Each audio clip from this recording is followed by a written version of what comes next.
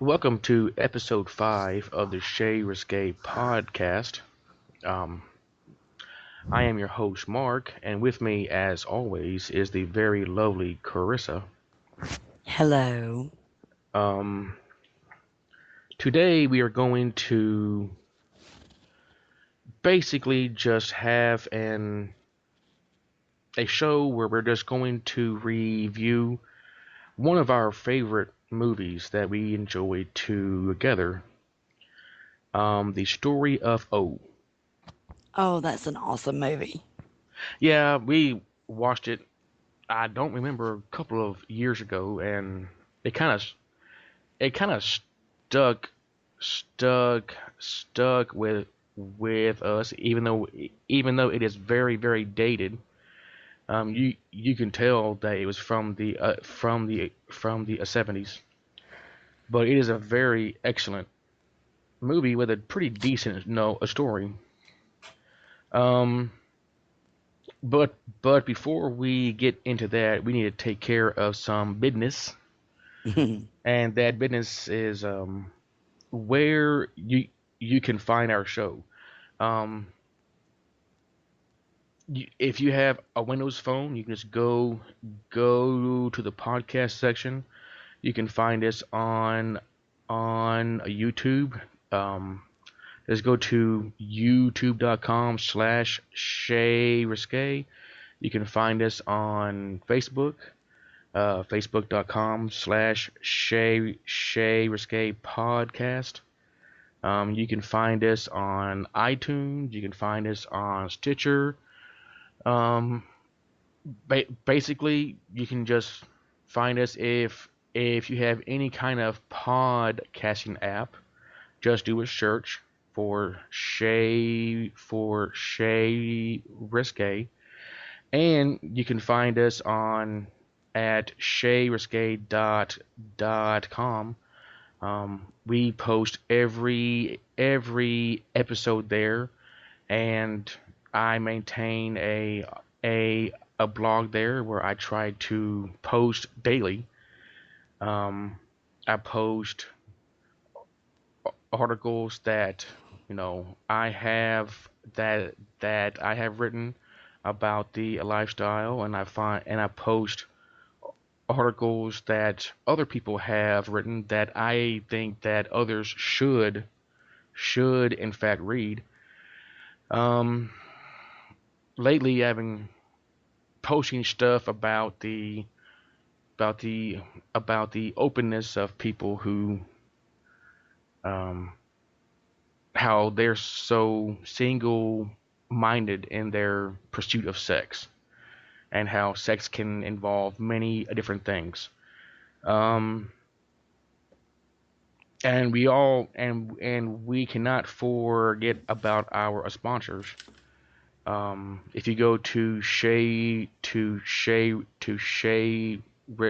Risque.com, you can find our Amazon store. You just shop from that store. It includes all things BDSM toys, clothing, what have you, and it also has various other things like vibrators and um, lubes and all kind of stuff. Whenever you shop there, Amazon gives us a few bucks here and there in order to keep the show free. And if you go to our sponsors section, you'll find links for smash words and stockroom dot dot com. They also help keep the show free, so make sure that you shop them too. Smashwords is outstanding for great ebooks, and they have a huge erotica section. Um, but before we get into the story of O, we have a few email questions that were sent to us. I went through and I picked out five because basically they were pretty repetitive, so I picked out the five best ones. The first one and the fifth one, um, I pretty much paraphrase because the question that he sent included a complete lie story, and we just don't have time to read all of it. So I just got to the question part of it. So why don't you go ahead and read off the first question? Are you talking about the one where it says, "How did you discover that you are a submissive?" Yes, Or, yes, that one and the fifth one. okay, how did you discover that you are submissive? Now, Master, is that for me? That one is free. Well, I am not submissive, so Oh, well, I wasn't sure. How did I discover that I'm submissive? Well, um, actually, it was a process.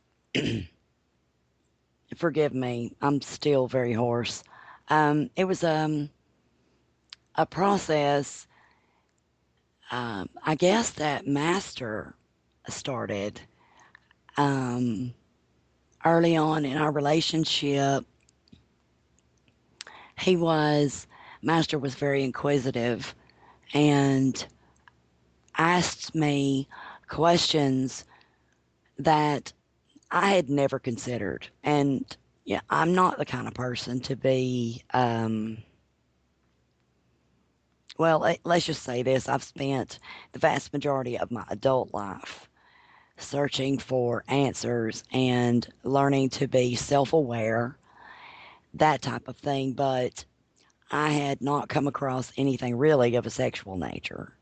Um, and certainly not anything as intimate as Master brought to me. Um, he introduced me to the lifestyle.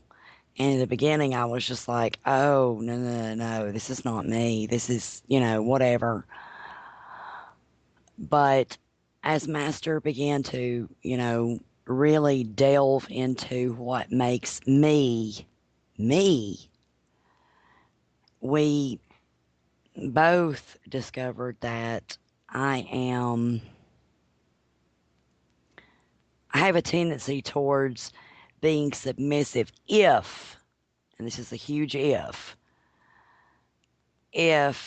I can truly trust the person I'm submitting myself to handle who I am and to be real with me. Um, well, now, how often have you been able to trust enough to where you could submit to someone before me? I've tried it several times, but and it was in different scenarios, to be honest with you, in scenarios that perhaps people have not thought of. If they think about, dominant, submissive, master, slave, masochist, you know, sadist, that type thing, they might not think of this, but the truth is, I tried very hard to submit to my parents. I tried to submit to bosses that were over me. I tried to submit to pastors of churches, and I tried to submit to my husband.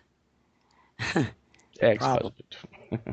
yeah, at the time he was my husband. Yes. Um, and I considered myself to be an extremely rebellious, just, a rebel without a cause for a long time. But what happened was, in these scenarios, I tended to be more practical, more well rounded, more knowledgeable than these people in every situation. So it was not where, So it was hard to respect someone when you're smarter than they are. yes, or more knowledgeable or whatever. I mean, I have a decent IQ. I do. But that, you know, that's not a requirement. It's just that I need to know that you're looking out for my best interests. And the truth is, most people were threatened by me because I have a very strong personality. Not because I'm like trying to dominate other No, people or you anything, are but very, very outgoing. yes, I And that can be a very strong personality if people take it the wrong way. yes, and it frightens people sometimes, and I don't mean for it to. Um, to the point where I tried for an extended period of time to learn how to be timid, and I am not timid. Timid does not equal submissive. You understand it? And you need to understand this. Timid does not equal submissive. I willingly submit my will to my master. And it's because I respect him, but the reason why I respect Master Mark is because he has been very clear, very certain in looking out for my best interests. And I know that. If I did not know that, I would not submit to him. Well, what do you think makes our relationship different than the ones that you've had before where you were unable to submit? Is it communication or what is it? Okay, the biggest thing for me is that you are not intimidated by me. In other words, it doesn't matter how big my ideas are, it doesn't matter how loud I get, because I can be very loud when I'm passionate about something. You are not intimidated by that. You don't, it doesn't frighten you. It doesn't um, put you in a position where you feel like you have to prove who's in control. You're not afraid of it.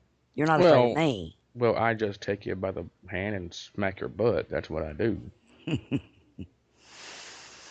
But you do that because that's in my best interest, not because you're afraid of me. In other words, you take the upper hand because you can and because you will, not because you're afraid of me.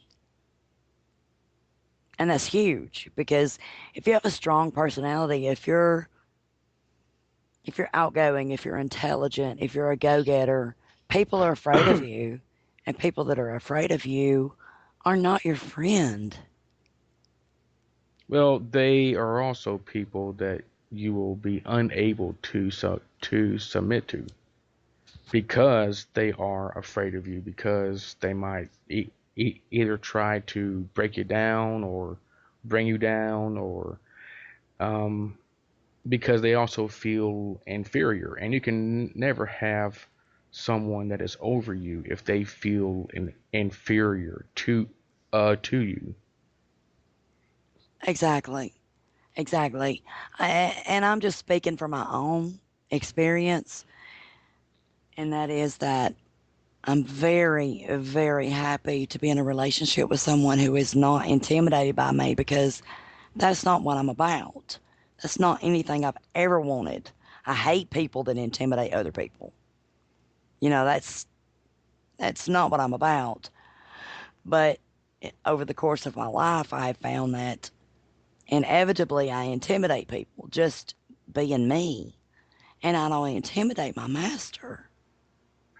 And So it is not really a how did you discover that you are submissive or slave? It's the fact that you always knew, you just didn't have someone that you were able to submit to. It just took you a very long time to find that person. I didn't really have a name for it. I always felt that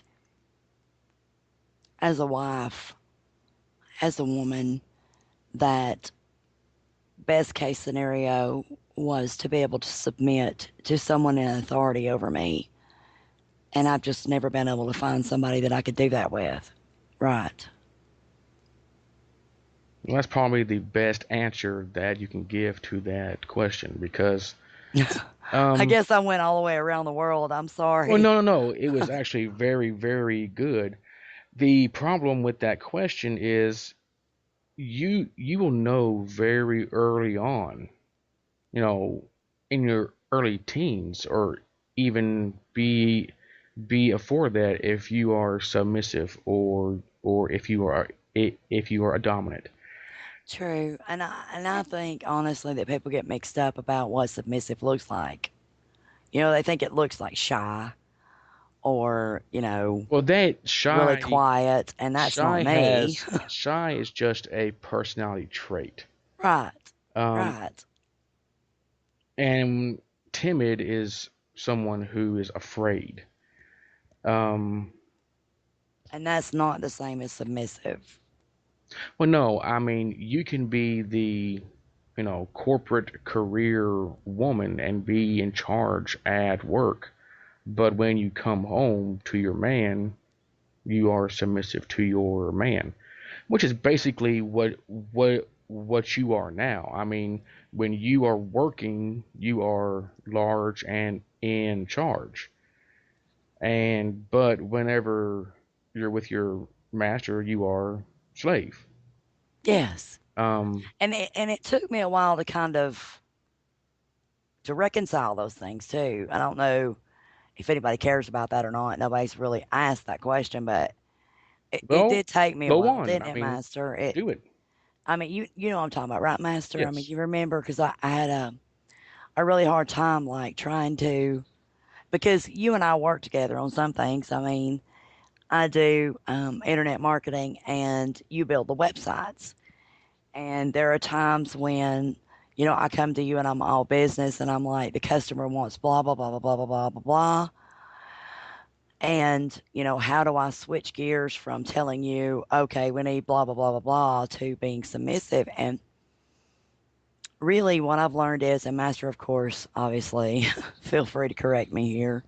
Um, and, but what I feel now is I go to Master and I'm very respectful Hmm. when I ask for, because Master knows that when it comes to speaking with our clients, that's my area of expertise, and he respects that. But he fully and with all authority and with all good reason expects me to come to him and talk to him about that with respect. That's the main thing. I don't go to him and say and just talk to him like You don't go he is and just subordinate to me. right. You I don't talk to go him with barking respect. orders. Exactly. And truly, everybody appreciates that. But it took me a while to kind of to put the two together because I tend to be loud. I tend to be very enthusiastic, extremely passionate, very outspoken. If it's something I believe in, I will fight to the death for it.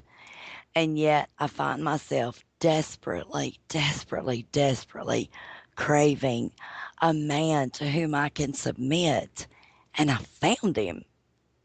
And I didn't even realize, I didn't have a name for it until Master came along. I didn't have a name for it. He and I began talking about stuff. And at first I was like, okay, that's like freaky and a little weird and blah, blah, blah. Because I'm just your average, ordinary woman. Um, But I am not an ordinary man. no, you're not. But all in all the best ways. And but like I said in the previous episode or show, um, communication is key, and that's one of the things that I love so much about Master is the communication because it takes the guesswork out of it, and he understands what I need, and I understand what he needs. There's no assumptions being made.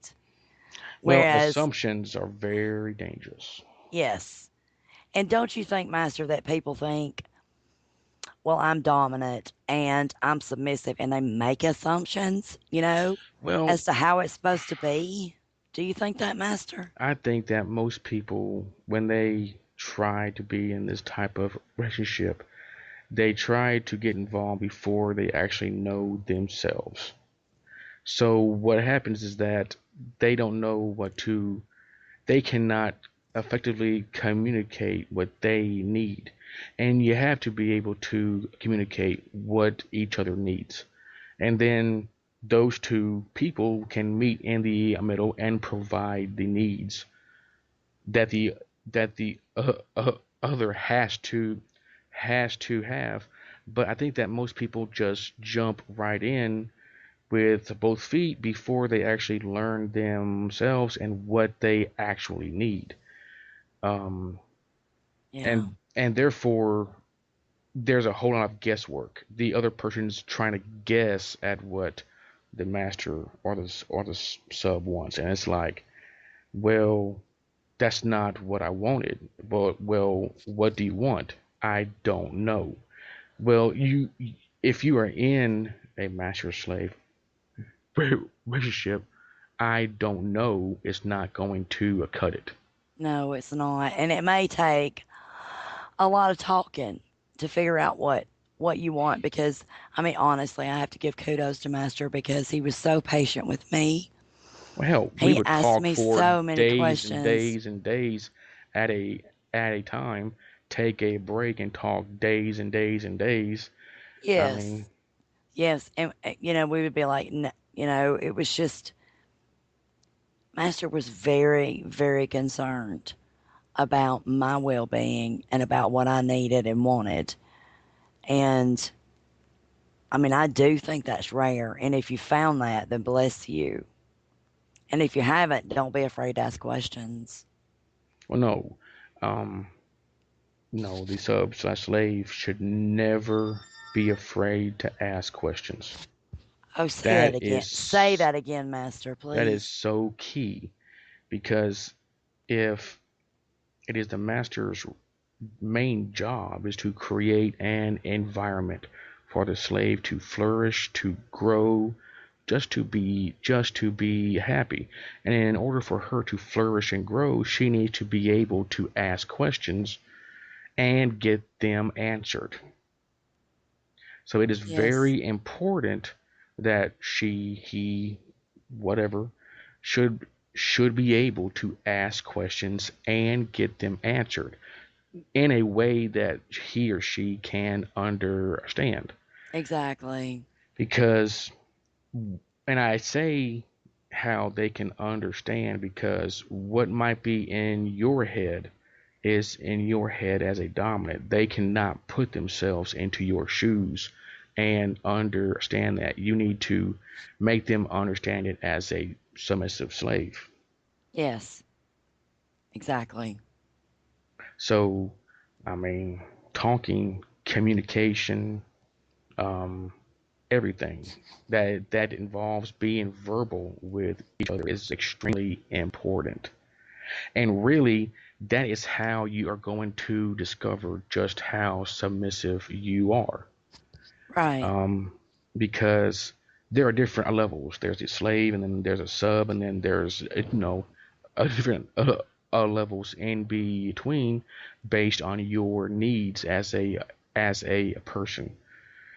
Um, And if you really want to learn yourself, you need to be able to ask questions Right. because a lot of it, if you are new, well, even if you're not new, if you've been involved in a lifestyle for 20, 30 years, when you get involved with someone else, that's a new relationship, and you need to learn yourself in regards to that specific relationship.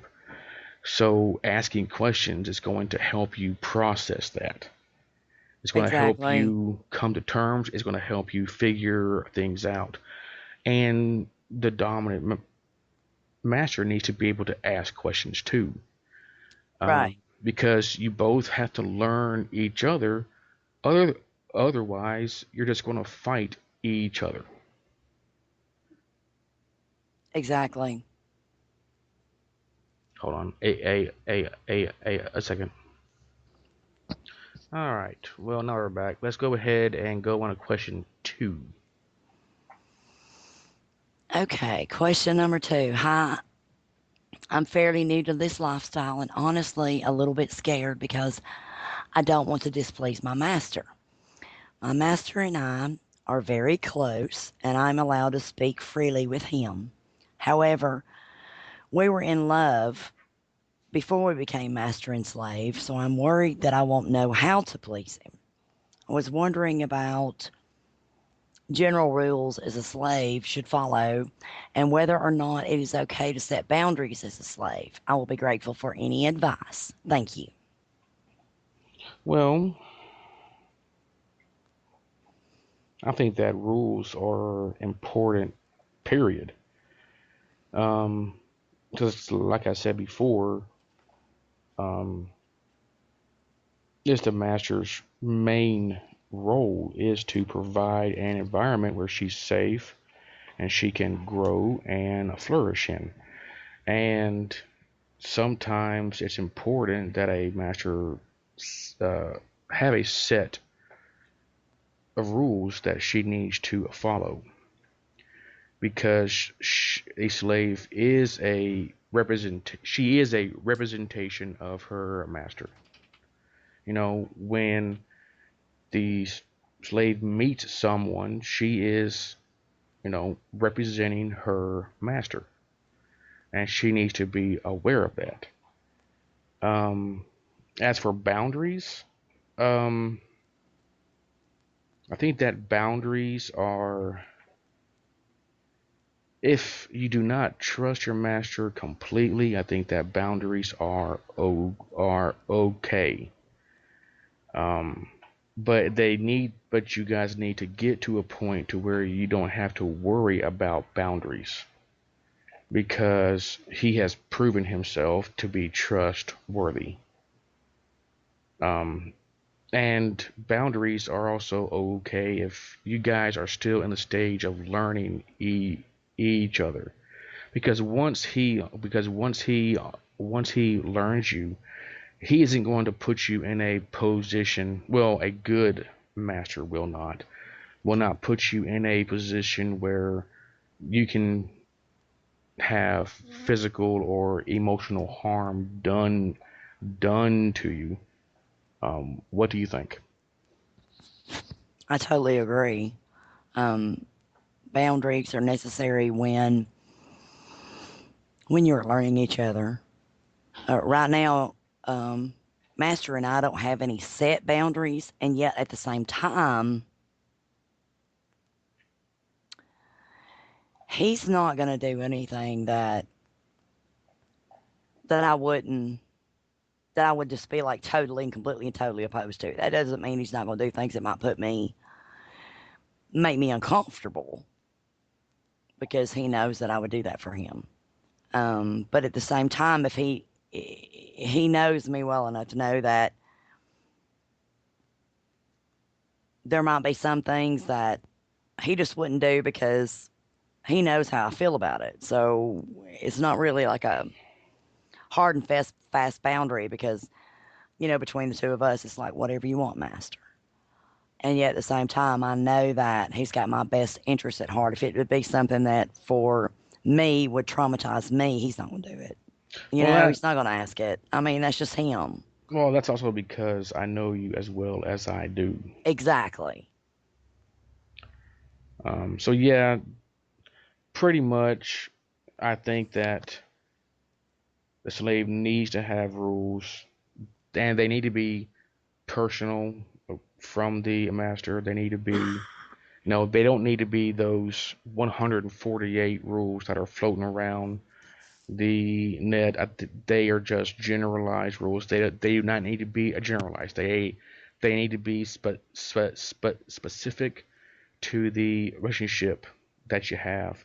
And boundaries are okay in the beginning of a new master slave relationship. So, why don't you move on to number three? Okay. Number three says, I'm a 48-year-old woman experiencing for the first time a BDSM relationship. I have been asked to attend a function, nightclub, if you will, catering to this type of lifestyle. I have been told that I would see things that I am not used to seeing, and even in my wildest dreams, I cannot imagine what is in store.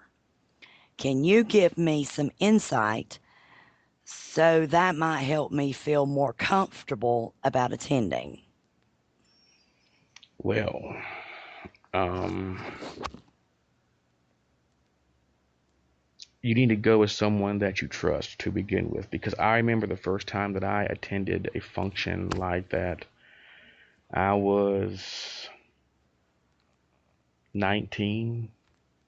That was many, many moons ago. And I went by myself. And me being a dominant person, it was still a shock to see the stuff that I saw. I have never seen anything like that in my entire life. And it's more of a culture shock because it's a totally different subculture. Um, and if I had had someone that was a knew about it and could explain things to me, um, if I had gone with someone that I was comfortable with, it made it a lot easier. But um, I don't know from the question if she has anybody like that. But that's the main thing that I can think of. Go with someone who experienced at this club and can chaperone her. What do you say? I would say I agree because I have yet to experience something like that. Um, Well, no, you've been to a party and other things, but nothing Nothing BDSM like wise. this, not like what you've described, Master. No. Well, I don't. But I know that if I went with you, you would keep me safe. You know, Well, I don't attend the BDSM clubs. I don't frequent those, and I haven't in years because I don't. It's just not my thing. It's just I don't want to see somebody being whipped on. I mean, unless I'm the one that's doing the whipping, it doesn't really do a damn thing for me. Master, Master, are you telling me that you are not a spectator, that you must be a participant? Is that what you're saying? When it comes to BDSM, I am not a voyeur. I am not, because it doesn't really do anything for me. Um, I totally understand. Other people may not, but I totally understand. well, the whole point of BDSM is not about the play; it's about the play with the other person. Um, Right, right. It's about who you're playing with, isn't it?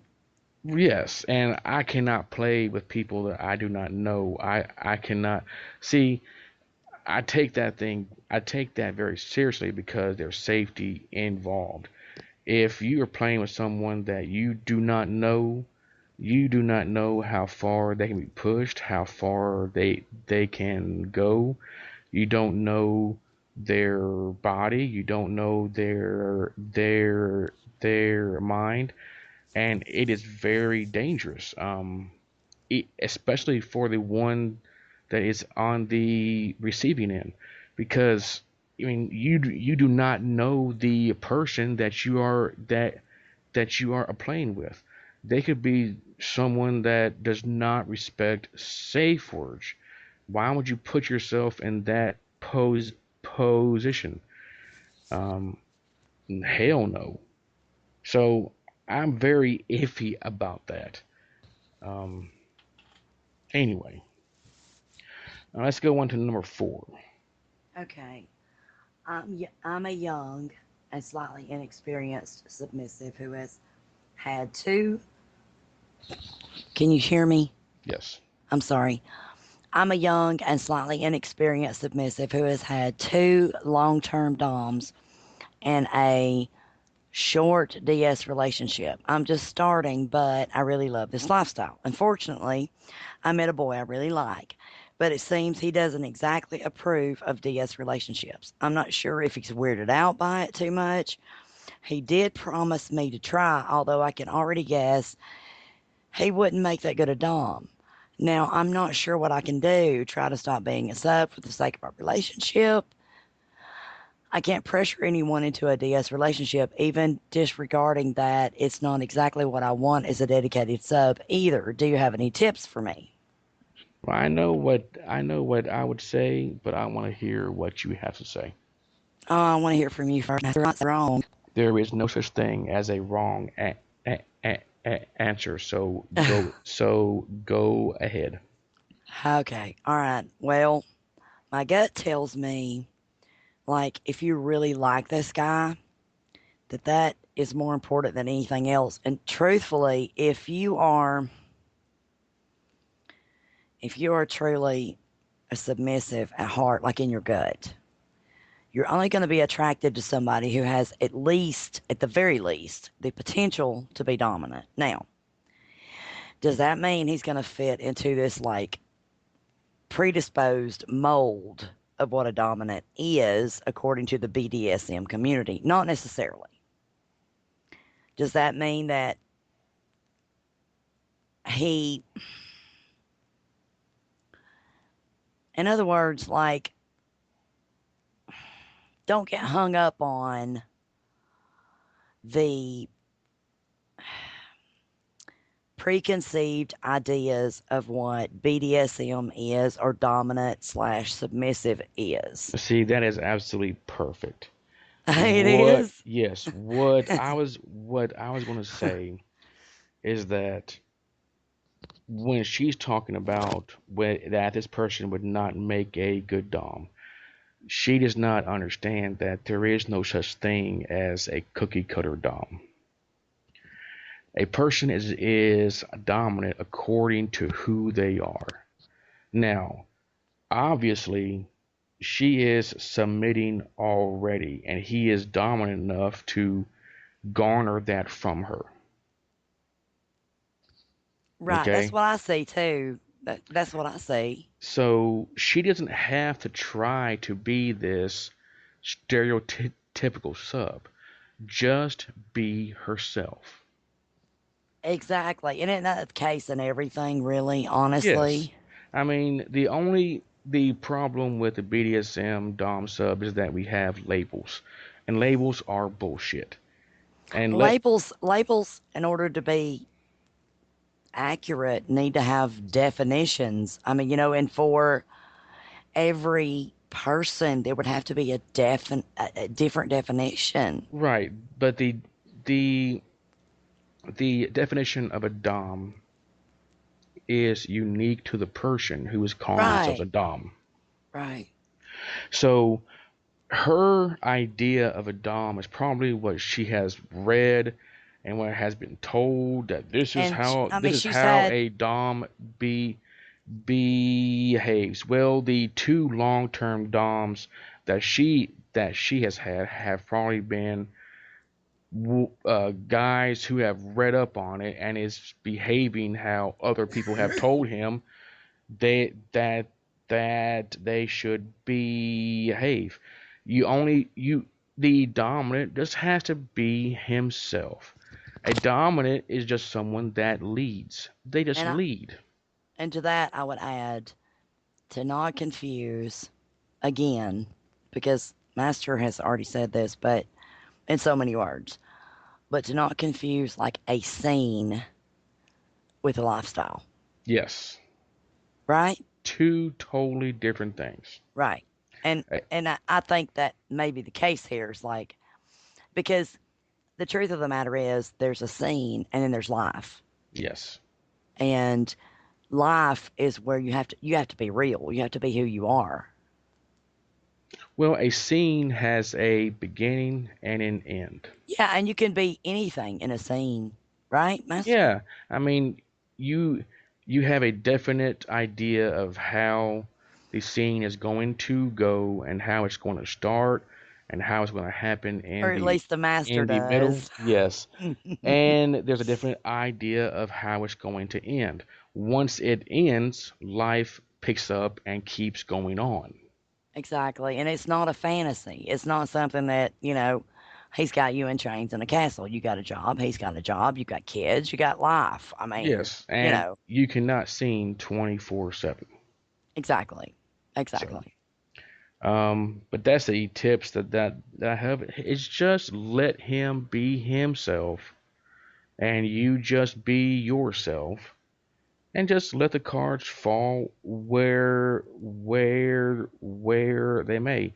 Odds are you guys are going to find a happy medium, and you're going to be very very happy. Period. Yeah. And I think maybe the whole question that you've opened with him will, provided that he's open minded enough to at least talk to you. I think that this will open communication for the two of you so that you can truly talk out exactly what you want from this relationship and you can see where it goes. I mean, you really like this guy, Yes, so that means a lot today. I mean, that means a lot. And communication is everything. The main thing is that you're totally honest with this absolutely. communication.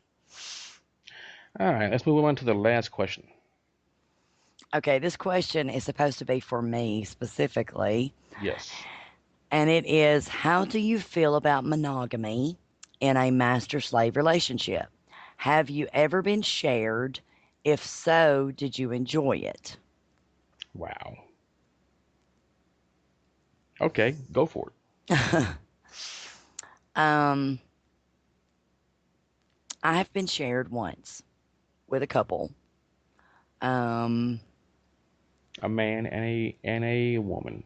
yes, and I think, um, and I had a good time. I didn't have like a great time because You were nervous.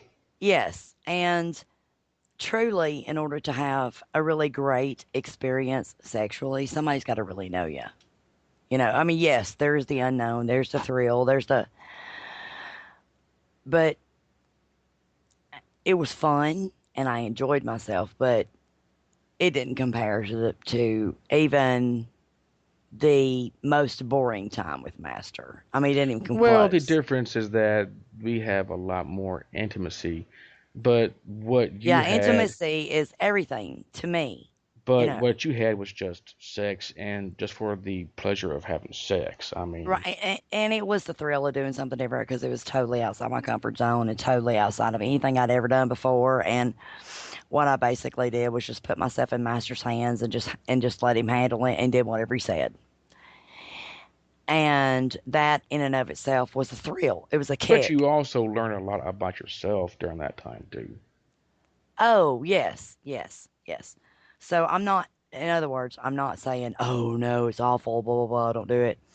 Um, but as far as like how I feel about monogamy, um, nobody, no fantasy, no person, no anything turns me on like Master does. And, I've submitted to him and I'll do whatever he says. And yet I know at the same time, Master thinks twice about sharing me. Master loves me and Master enjoys me. And Master, I think for the most part, wants to keep me to himself. And I'm okay with that. Um, because to me, the biggest kick I get out of anything sexual is how can I blow Master's mind again? How can I turn him on so much that he's like, oh my friggin' God, how did I end up with this woman? That is Well, I my. say that all already, but you are also very unsure if I'm going to share you again or not, which is Yeah, something I that am. I want you to be unsure of. I know you do, and I'm okay with that because I trust you. I totally trust you. Well, Now, it's also I want you to be unsure of it because I enjoy that. sure, and I'm okay with that too. as far as like my perspective of it, I mean, I figured that's, I mean, I knew that that's okay, guys. Master and I are being really real right now. We haven't discussed this specifically, but um, we have been approached, by people who would love to get in on the two of us. Yeah, but the And people that were approached, I don't really care for that and much. I will just tell you, they would have to be stellar, seriously, because the when I was shared, it was early on in mastering and my relationship. Um, and our relationship has deepened and it has changed and it has grown a lot since then. Wouldn't you say, Master? Oh yeah, but To the yes, extent I that, will say yes, but you'll do what the fuck you're told to do. yes, I will. I absolutely will. Um, the thing you have to keep in mind is, or the thing I think about is like when you get other people involved, sometimes you get some drama up in there. But that's where And the master comes in, that he's supposed to weed that shit out. true, that's true. I'm speaking out of turn. I'm sorry, Master. Nope. It is fine. The main thing is that when it comes to monogamy, I believe in the emotional monogamy. Um, no, sex can be two different things. It can be the actual love making between you and the person that you love, and then it's just a fuck. Um, and you can have both in the same relationship, and you can have, you know, emotional monogamy and non-monogamy in the same relationship. I think that people these days are getting too hung up on sex. I think that a lot of that there is political in nature because people keep preaching on TV. They keep, spewing their views and making it to where society in general will actually shun you if you live a different way and if you have sex in a different way. Um, I think that we're getting too hung up on what is right and wrong in sex when actually there is no right and wrong in sex because we are very sexual creatures, have been for since the dawn of man and will be until man is no more. Um, period. How do you feel about that? I agree. I do. I agree. I just have yet to get bored with you. Well, that's because you just like my big old cock. That's why. Well, there's a little bit more to it than that, but yeah, I agree. Yeah. All right. Now that we're done with questions, we're going to get into the movie. Um, the movie that we're going to review today is called The Story of O. It came out in 1975, and it was an adaptation of the erotic novel Story of O, published in 1954. And supposedly, this was written by a woman who lived this. Um, that's just what she says. Whether it's true or not, no one actually knows. Before we get into the details of the movie, why don't you tell us how you feel about this movie? Um, honestly, Oh yeah, there's a part of me that is like completely and totally turned on by it because within the confines of this, I don't know if you would call it a program, the what happened at the chateau? yeah, yeah, it's like part of me is like totally turned on because it's like you're just free to just be totally sexual, you know. Yes.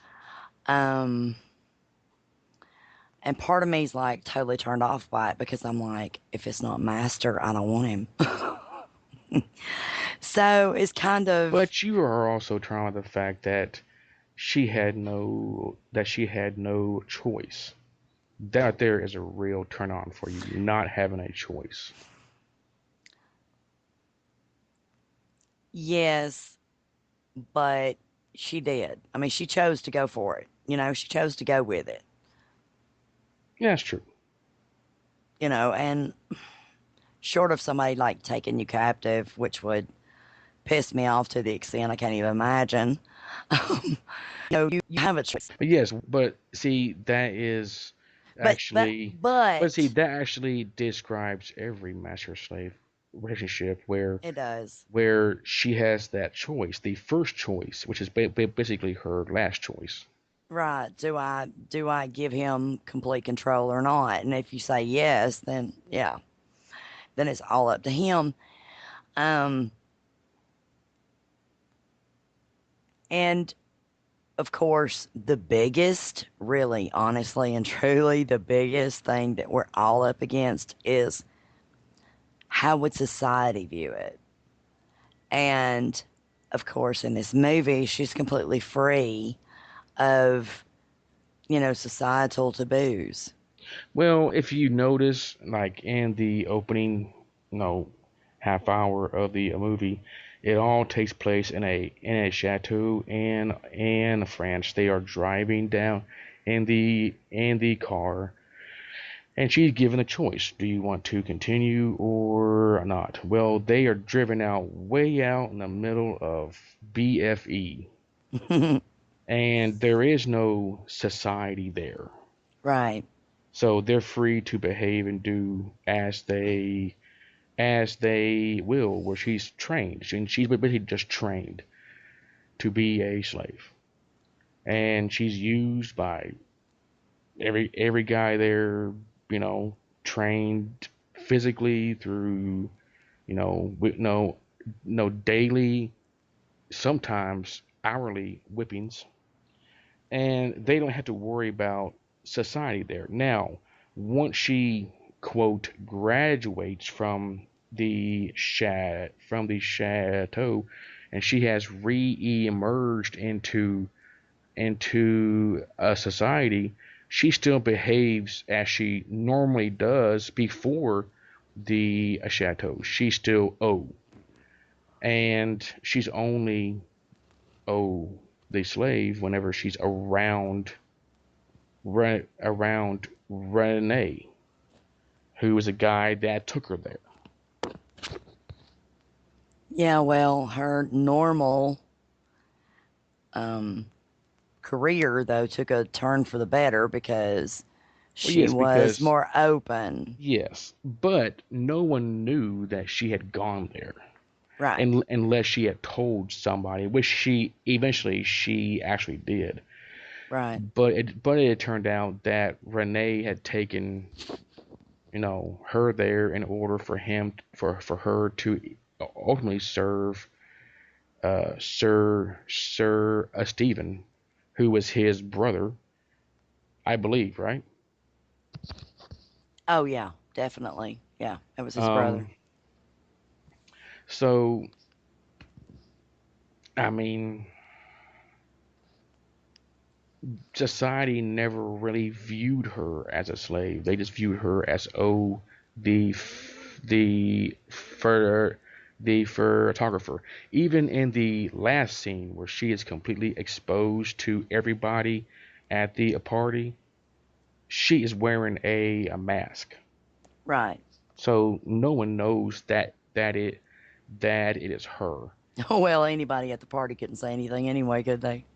Well, no, no. Um, so she goes through the chateau. Eventually, out in the quote real world, she runs into one of her trainers, and he wants to fuck her again, and she calls up Steven and is like, "Can I fuck him?" And he's like, "Well, do you want to?" And she's like, "Yeah." He's like, "No, you cannot fuck him. You are to go home right now." And guess what she does? She goes home. Um, Now later on in the movie, she's taken to like the I would call it the graduate program of slavery, where she's taken to this house where she is being taught by this this head slave chick, um, given more beatings daily and blah, where she is ultimately branded to have Stephen's brand, and had her labia pierced. And from then she was officially his. I mean, and she belonged to him. How'd you feel about that whole scene right there? Well, for me, it was incredibly intense. I mean, to be branded, I mean, it's an extremely painful Yeah, I process. would never do that. Yeah, and see, I know that. I mean, I know that about you. I mean, you like to make me uncomfortable, but you wouldn't want to make me in agony. Um, and yet, I think and maybe the ultimate proof is in either branding or tattooing or piercing, Well, but you'll be getting a tattoo. I don't have any tattoos, and so that scares me. But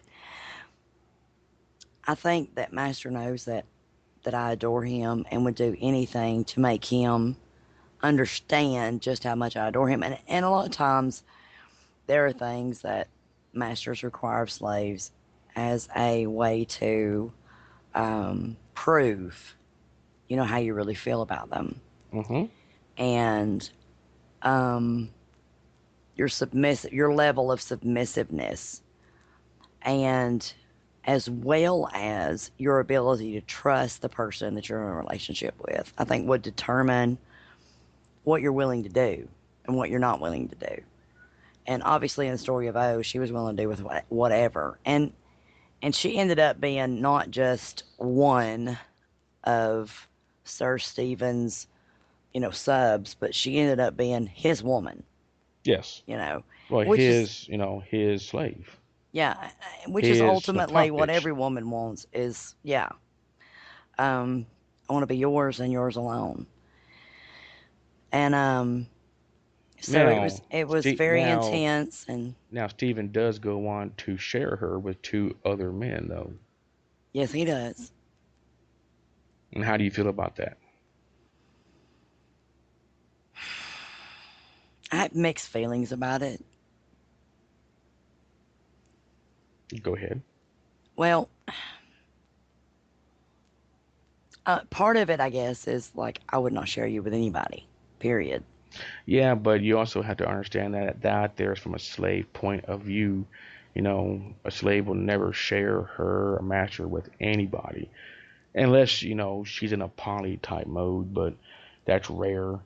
Um, Definitely rare for this chick. Just saying. I was talking about rare for any woman to be a poly because jealousy does come into it, and there's nothing more jealous than a slave.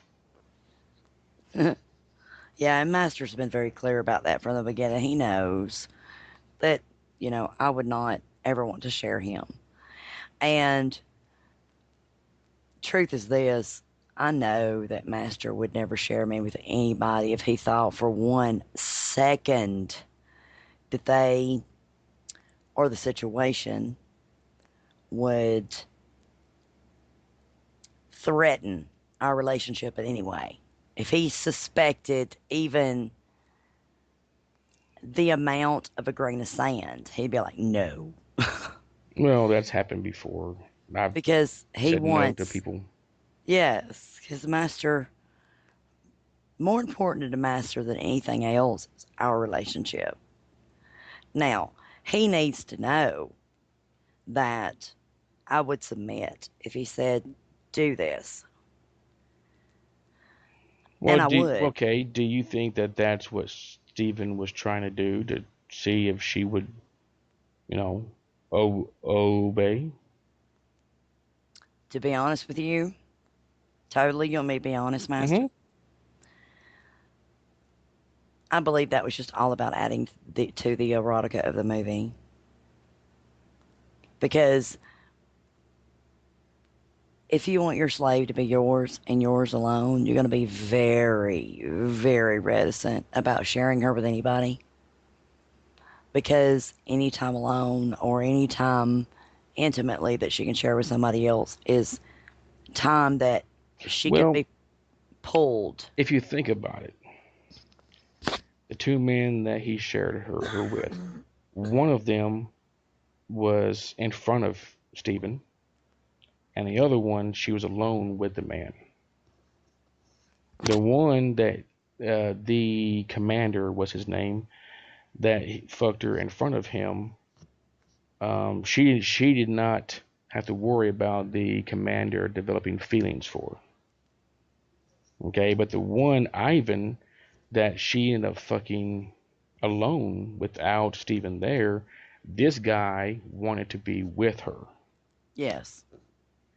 Um, so there is a, and that there is actually factual. Okay, if you have, let's say that you have a master who's going to share his slave, generally the master will always be there because he's able to control the entire situation.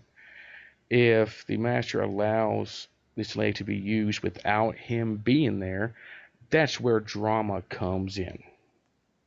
Right.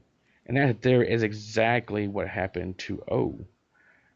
Drama came into it to the point to where she had to freak the guy out, Yeah. by having herself chained up and, whipped just before the guy got there. Well, he saw it and he was like, oh my God. He was like, I got to leave because Yes. she loved the whole pain thing. Well, yes. But I think that This slave is not into pain. I know. But I I don't think that this was put in there for erotic effect. I think that it was put in there because the person who wrote the book was, and probably still is, well, she's probably dead now, but a, a slave. So she understands how that there works. And truth be told, it did actually probably no happen, and that was probably put in there to show the difference. One was sexual, just for whoever's gratification, and the Or other one, maybe he did that just to see if she would do it. You think? yes.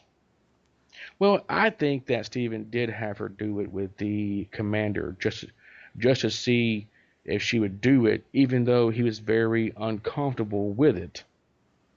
Um, because I mean he was also trying to impress the commander too, and Right. I think that the other one was, would she do it and would she come back?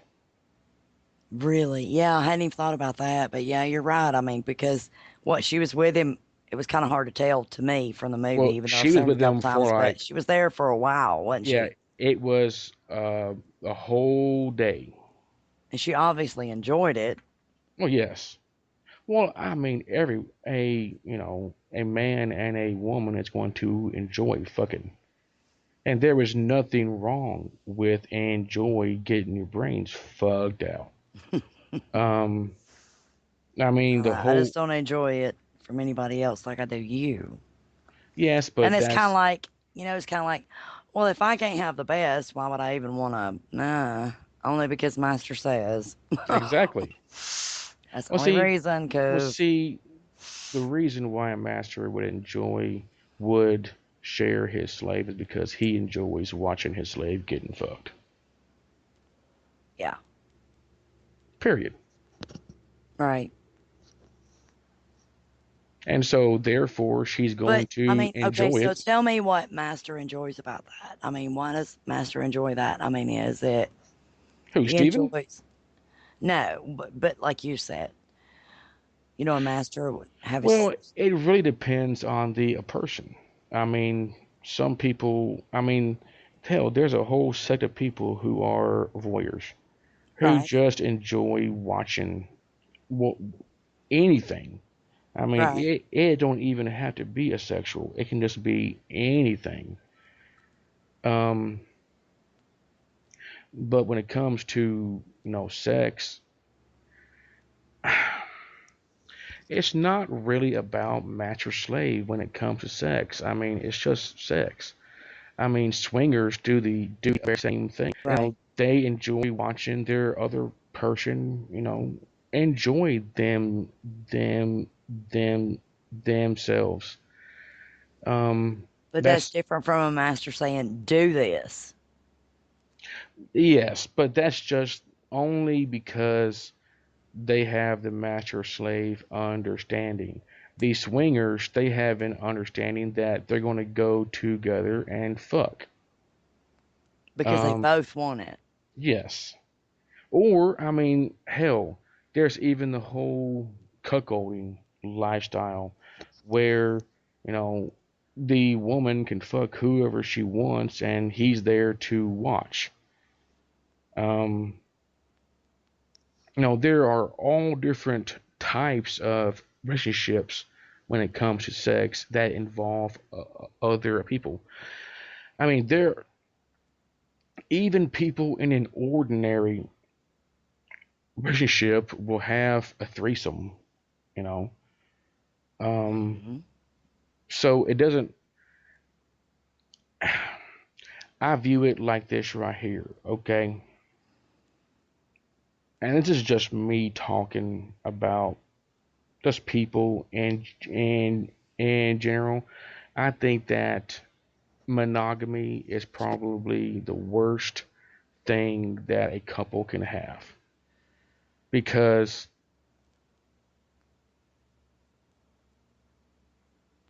people are going to cheat. Okay, what was it like 71? And I read a study not too long ago where 71% of women have cheated on their husband, and like 68 or 69% of men have cheated on their wives. Wait a minute, it was less for men than women? Yeah, Really? yeah. Oh my God, And the seriously? and the same study, they even said that that was a complete reversal from like 5 years before, where it was more men than women. But now the trend is that more women are starting to have affairs. Um, and So that you is a think that it's high better if ass number. the couple agrees to it? I think that no, I'm not going to say that they have to agree to it. No, no, no. I'm just saying, do you think it's better? I Because you th- think it's inevitable? Is that what you're saying? It's No, basically. I'm not saying that it's unethical because there are a lot of people who just don't cheat. I mean, 29% is still a lot of people. But I think that we're too hung up on the whole. What I'm saying is that I think that we're too hung up on the idea of of monogamy. Are we too hung up on the idea of monogamy because we feel like sex in and of itself should mean something instead of just being just pleasure? Is that what it is? Well, no, I think that people cheat because they want to get some strange every now and then. And I believe that. I mean, why else? I mean, yes, there are scenarios where the husband might be abusive, and she has an affair with someone who has showed her attention, is a nice to her. But even, I mean, as everybody that is listening knows people who have a good relationship with their husband or their wife, and they still cheat. Um, I think that because we yes, we are humans, but we're still animals. And, you know, people still want strange every, every, every now and then. I mean, if you think about it, everything that makes us a human is centered in our sex drive. Okay? So you think you'll want some strange later on down the road? No. I know you don't right now because I'm hot as a firecracker, but just saying. Well, see, I got my strange on a whole lot of it a long time ago Okay, so you're saying you're when the I was in the exception. Navy. Well, no, I mean, everybody is going to have their midlife crisis. Everybody Oh, is, you're already midlife though, so are you there? Are you having a crisis? well, my crisis has to do with career. Then, no, I'm not going to go and buy a fucking a more a fucking hog or anything. Mm-hmm. But Mm-hmm. people are also going to get to a point to where they are like, well, I haven't really lived yet. Blah blah blah blah blah. Well, I was in the Navy and I partied like it was 1999 every single day, and I got all of that shit out of my system a long time ago. So, you know, I've traveled the world and I've done this and I've done that. I've done more than most people will do in their entire lives. And I have the scars to prove it. But, no, you take someone who is 44, 45, who has lived a very sheltered life where they've only been with maybe two or three people. Once they hit that age, they're going to be like, well, is this all that there is? Master, are you talking about me again? No.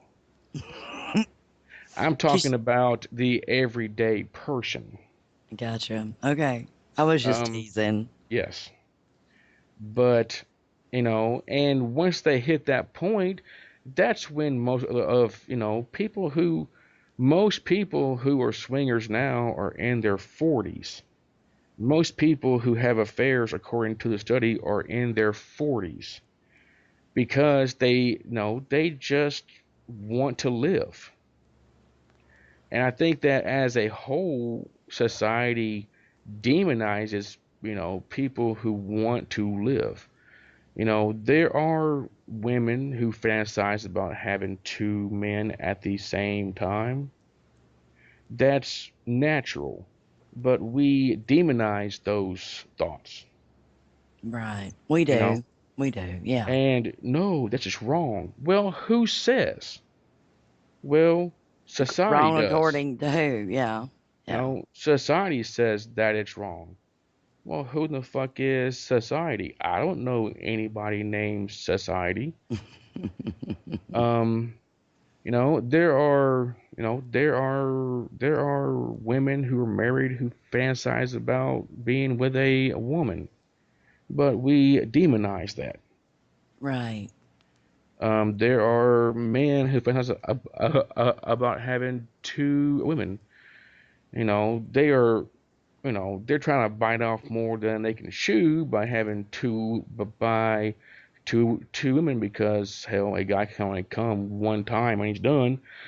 But we demonize that.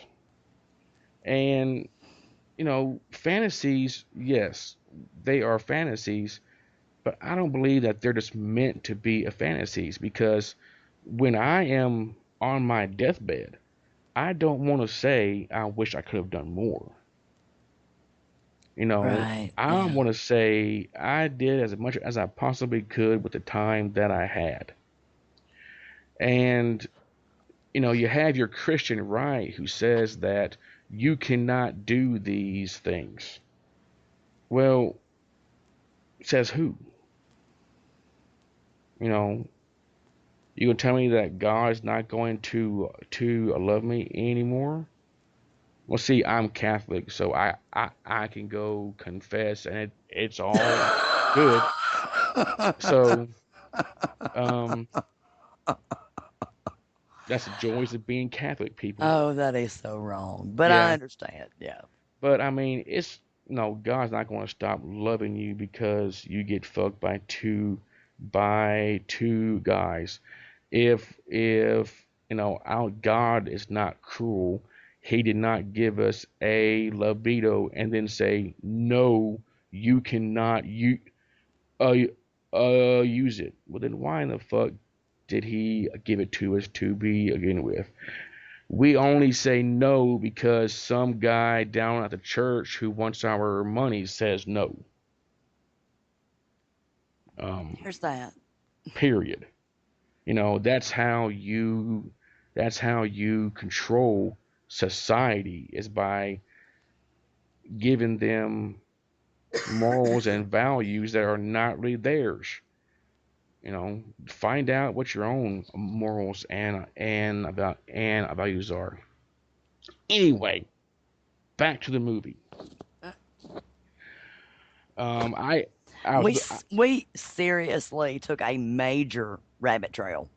yeah, but it was Well, fun though. yeah, it was interesting for us. I hope it was interesting for the listeners, but it was definitely interesting for Well, us. I guess that we'll find out in the lovely emails that we Yes, get. So, please. I mean, comment. Let oh, us know what you want to hear if more you of, want less to of. comment Please. or send in questions, just send them to questions at shayrisque.com. Or you can Because we don't want to comment talk about stuff that bore you guys. We can talk about that when you're not on the air. you absolutely. know, Or if you want to comment or have a question, just you can hit us up on Twitter at Shay Risque. But and and going back over the movie, I found some very interesting facts about this movie. do Uh, tell. well, the woman that plays a Corinne Cleary, she actually went on to be a Bond girl in the movie Moonraker in 1979. Well, as she should. She's gorgeous. Yes, her name was in the movie in Moonraker was Corinne Dufour, which is not like any other Bond girl that I heard of. Like, what was some of their names? No, I don't know. I don't remember their names. I just Pussy Galore. see Gloria. Hell yeah. Um, and the guy who played Renee, her first dom or master, Oh, he was a sorry excuse for a master. yeah. Just putting that in there. He was sorry. Pissy excuse for a master. He was more like a errand boy Well, he to was a go get her pussy. for Sir Stephen. I mean, Yeah, seriously. he was a pussy. Yeah, But bad. he went on to do. I mean, he did a bunch of movies after that, but his biggest film to date was Blade back in 1998, which I knew that I saw him somewhere, and that's where I saw him at. Anthony Steele, who played Sir Stephen, he was actually a pretty big star before the movie. He never carried film by himself, but he always co-starred with big names like Claudette Colbert, Errol Flynn, Alec, Alec, Alec Guinness, and Betty Davis. It's like, Oh, oh wow. I did shit, not know yeah. that. Yeah. He did Story of O as his career was winding down. Wow. Yeah, and he died like several years after that. He was like in his 60s when he made that film, and he had lived very, very hard and didn't live much longer. Well, he did good. In that film, he did good. Yeah. He was every Well, woman's life fantasy in I that mean, film. if you're gonna play in no co-star against Betty Davis, you are gonna be good. Mhm. Um, but that is really all that we have for tonight. Um, Really? As if that weren't enough. We've given yeah. everybody like nearly an hour and a half. Well, I think that an hour and a half is actually a pretty good show. Well, just write in and let us know. Yes, What you just liked, what you didn't like, and what you want more of, and your questions. Right, Master? that's right. You can send it to questions at shayrisque.com. And it's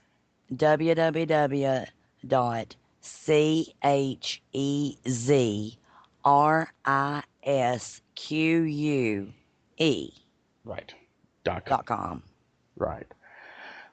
um, don't forget to go to our blog and visit our sponsors. Just click on the sponsors link, Master, and they will subscribe to your blog. on the left-hand side will be you can sign up. You can subscribe via email. If you go to YouTube, we put up the shows there. Just click on subscribe. If you go to Facebook, we have our shows there. You can just like the page. YouTube is youtube.com/Shay Risque, I believe, or just do a search for it. And it's the same thing on Facebook. If you go to your Windows Phone or to your iTunes or to a Stitcher or any kind of app for your Android that you can find podcast, just do a search and you can subscribe to them there too. And each Yeah, so time please that, subscribe if you like it. Please yes, subscribe.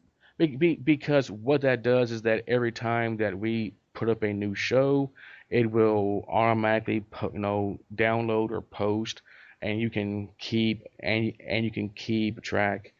Um, go go to the blog, shayrisque.com, because I'm always posting new articles. Uh, Really good stuff, too. Really, really good stuff. I can't wait to see what he's going to post next. Whether he writes it himself or he finds it somewhere. And of course, most of the time he writes it himself. I can't wait to read it. It's really great stuff. um, Really great stuff. so yeah, in fact, I'll be posting the new show there tomorrow, and I have a few things I'm gonna write about tomorrow. But I am always updating that, and you're welcome to comment on any of the posts that I have. Um, but And yes, please just do, because that's the way we know what you want more of, what you need information about. So please, please post comments, please subscribe, please email Master and let him know what you think. Please. Because he's an amazing, amazing man. He really, really cares about the lifestyle that we live and wants to help other people. So please comment, subscribe, let him know what you're looking for and what you need help with. I couldn't have put it any better myself. Thank you, Master. So what we're going to do is that we're going to go ahead and sign off for tonight. We will have a new show up and ready to go next week, or maybe in a couple of days. It all depends on what kind of mood I am in. So until next time, and remember, no matter where you go, there you are.